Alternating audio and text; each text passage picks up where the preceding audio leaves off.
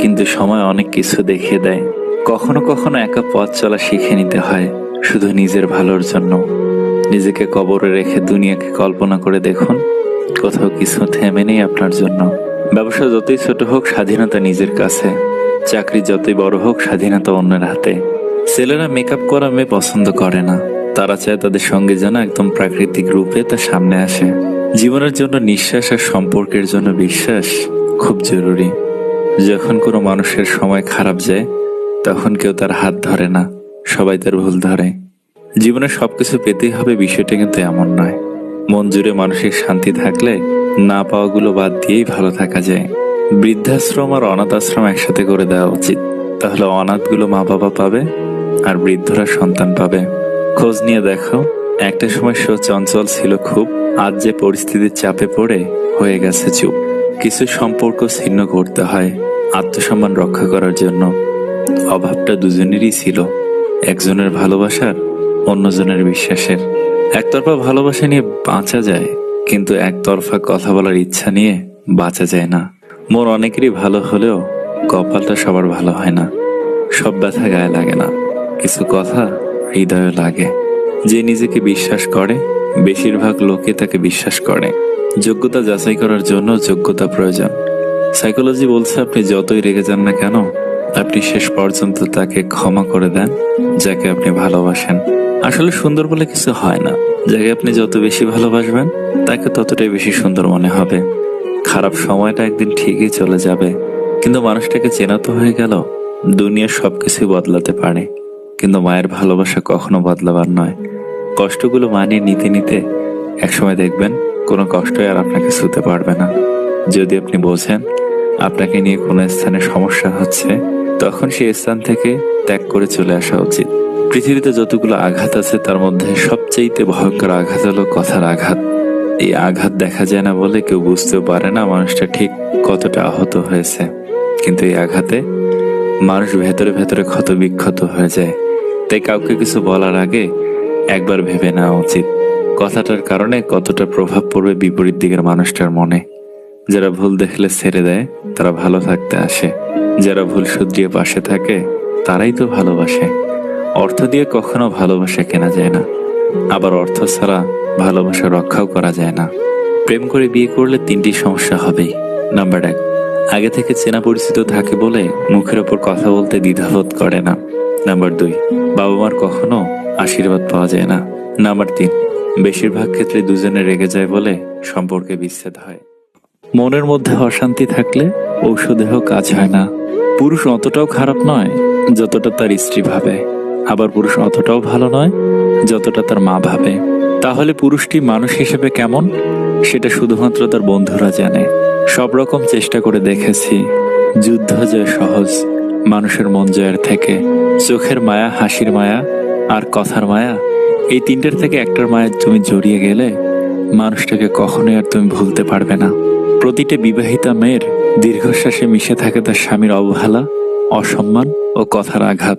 জীবনের প্রতিটি পা খুব সাবধানে ফেলো, কারণ বহু মানুষ অপেক্ষা করে আছে শুধু তোমার একটা ভুল ধরার জন্য। নরম কোমল কথামালা পাথরের চাইতে কঠিন হৃদয়কে কোমল করে দেয়। কর্কশ কঠিন কথাবার্তা রেশমের চাইতে কোমল হৃদয়কে কঠিন করে দেয়। দুনিয়া তো একটি পরীক্ষা কেন্দ্র মাত্র, আর পরীক্ষা জিনিসটা সবসময় একটু কঠিনই হয়। আর যে রবের ওপর ভরসা করে তার জন্য রবই যথেষ্ট। পৃথিবীর সব থেকে সুন্দর সম্পর্ক হলো যেখানে দুজনই দুজনের কাছে গুরুত্ব পায়। আজকাল মানুষকে বুঝতে পারা সত্যি অসম্ভব, কারণ কে সত্যি কথা বলছে আর কে অভিনয় করছে বোঝা সত্যি কঠিন ব্যাপার। কোনো মানুষকে ছেড়ে থাকা অনেক কষ্টের, কিন্তু তার চেয়ে অনেক অনেক গুণ বেশি কষ্টের হলো সে আসবে না জেনেও তার জন্য অপেক্ষা করা।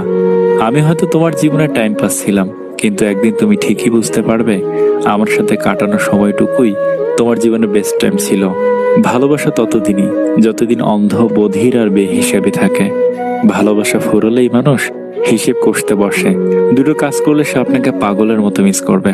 নাম্বার 1, রহস্য রাখুন।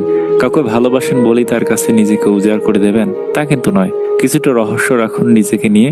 সব জেনে গেলে কিন্তু আপনার প্রতি তার আগ্রহ হারাবে। নাম্বার 2, নিজস্ব সত্তা তৈরি করুন। নিজের ভেতর একটি শক্ত ব্যক্তিত্ব সত্তা তৈরি করুন, আর তার সঙ্গে যতটুকু সময় থাকবেন তাকে ভালো অনুভব করানোর চেষ্টা করুন, যত্ন নিন। এতে সে যখন অন্যের সঙ্গে তুলনা করবে তখন আপনার কথাই মনে হবে তার। কারো বিশ্বাসের প্রতিদানে ছুরি মেরেছে পেছন থেকে, তোমাকেও সে সব গ্রহণ করতে হবে একদিন, সময় গোনা আজ থেকে। দেখো ভাই, নামি দামি ব্র্যান্ডের জামা কাপড় পরলে স্মার্ট হওয়া যায় না। স্মার্ট হতে হলে প্রয়োজন ভালো ব্যবহার আর সুন্দর একটা মন।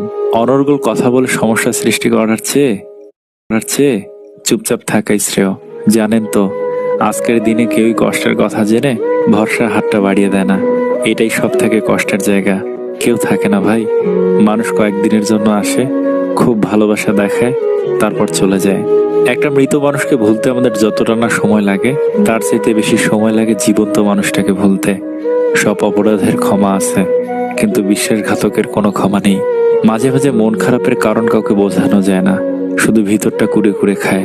ভুল মানুষের কাছে আমরা ছোট হই, সঠিক মানুষটা আমাদের মাথা পর্যন্ত নামাতে দেয় না।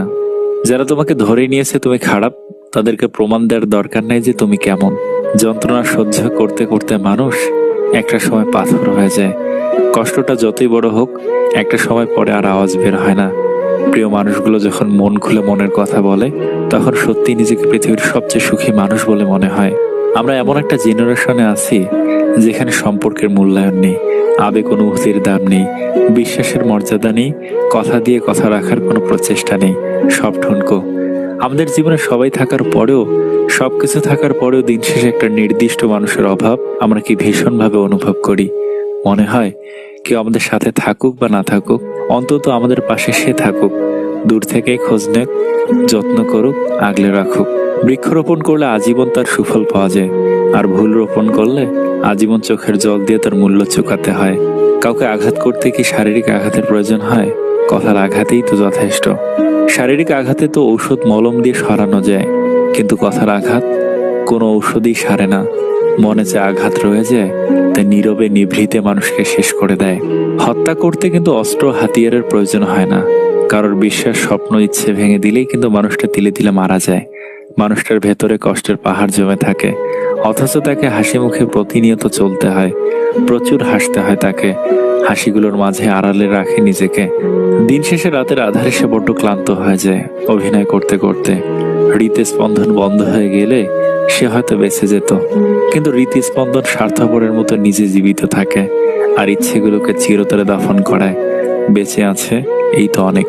এই বাক্যই তার কাছে চরম বাস্তবতা। কষ্ট পেতে পেতে খারাপ সময় দেখতে দেখতে আমরা একটা সময় অভ্যস্ত হয়েই পড়ি। খারাপ সময় নিয়ে ভাবি না, কেউ ছেড়ে গেলেও আর কষ্ট লাগে না, কেউ ইগনোর করা শুরু করলে পাত্তা দেই না, মুড নিয়ে নিজের মতো থাকা শিখে যাই। এই খারাপ সময়গুলো প্রচুর কষ্ট দিলেও ওই খারাপ সময়গুলোই আমাদের মানুষ চিনিয়েছে, স্ট্রং করে তুলেছে। তাই খারাপ সময়ের প্রতি কৃতজ্ঞতা জানাই। আশপাশ থেকে অনেকজন অনেক কথাই বলতে পারে, কিন্তু যার যার অবস্থান, যার যার পরিস্থিতিটা কেবলমাত্র সে ছাড়া কেউই বোঝে না। ওই যে বলে না, যার মাথা তারই ব্যথা। কেউ ইচ্ছে করেই থমকে যায় না, একঘেয়ে হয়ে থাকতে চায় না সে নিজেও। ও মুড অন করতে চায়, সব ভুলে আবার হাসি খুশি হয়ে উঠতে চায় আগের মতন, কিন্তু নিজের সাথে, মনের সাথে লড়াই করে উঠতে পারে না। শত চেষ্টার পরও কোনো এক অদৃশ্য শৃঙ্খল পায়ে বেরির মতো আটকে গিয়ে সামনে এগোতে দেয় না। ভেঙে যাওয়া মানুষগুলোকে ভক্তিতে দেবেন না দয়া করে। এতে করে তাদের ভেতরে হাহাকার দাবানলে রূপ নেয়। তারা আরো গভীরভাবে আহত হয় ভেতরে ভেতরে, নিজেকে আরো গুটিয়ে নিতে থাকে সবার কাছ থেকে। সুযোগ হলে তাদের পাশে বসে তাদের কথাগুলোকে মনোযোগ দিয়ে শুনুন, এতে তারা কিছুটা হলেও হালকা বোধ করবে। পারলে মাথায় হাত বুলিয়ে দিন যত্নের সাথে, যাতে তারা কিছুটা মানসিক তৃপ্তি পায়। ব্যাস, এতটুকুই তাদের জন্য আপনার পক্ষ থেকে সবচাইতে বড় পাওয়া। জীবনটা খুব ছোট, এই যেন মোমবাতির মতো আস্তে আস্তে সবকিছু শেষ হয়ে মিশে যাচ্ছে। চোখের পলকে সবকিছু বদলে যাচ্ছে, সোনালী দিনগুলো হারিয়ে যাচ্ছে। ছোট থেকে বড় হলাম, আবার বড় হয়ে ছোট হতে চাইলাম, অথচ জীবনের শেষ চাহিদা কোনো কিছুই আর পিছুটান ছাড়লো না। চাহিদা এমন একটা জিনিস যেটা পূরণ না করা পর্যন্ত নিজেকে স্বস্তি দেয় না। সারাক্ষণ শুধু পূরণ করার প্রত্যাশায় মাথার মধ্যে ঘুরপাক খেতে থাকে, অথচ চাহিদা মিটে গেলে সবকিছু ভুলে যায়। যেটা পূরণ করার জন্য চোখের ঘুম পর্যন্ত আসেনি, সেটা অল্পতে পাইয়ে গেলে কিছু মানুষ কদর দিতেও ভুলে যায়। একটা জিনিস খেয়াল করলে দেখবেন, যারা অল্পতে বিশাল কিছু পেয়ে যায়, তারা সেটার মূল্য বোঝে না। মূল্য তো তখনই বোঝে যখন হারিয়ে বসে পড়ে। হারিয়ে ফেলার পর বোঝার কোনো মূল্য নেই, তেমনি থাকতে অবহেলা করার কোনো মানে নেই।